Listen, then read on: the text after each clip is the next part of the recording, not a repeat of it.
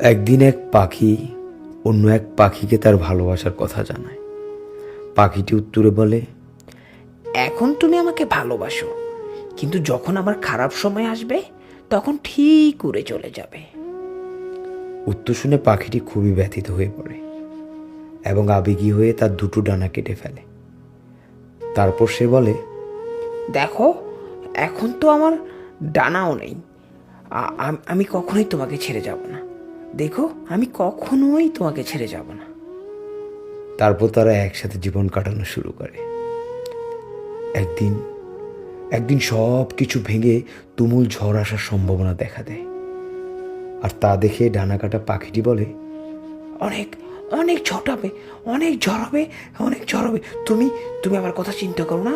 তুমি নিজের যান বাঁচাও, উড়ে যাও, যত দূর পারো উড়ে যাও, যাও যাও। অন্য পাখিটি সাথে সাথে বিপদ সীমা বাইরে চলে যায়। পরক্ষণে জানতে পারে তুফান আর আসেনি। সে আবার সেই পাখিটার কাছে ফেরত যায়।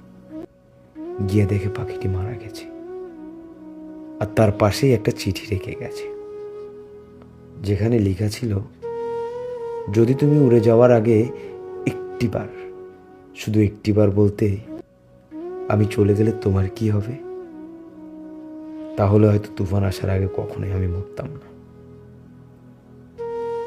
এই পৃথিবীতেও এমন কিছু মানুষও ঠিক উড়ে যাওয়া পাখির মতো।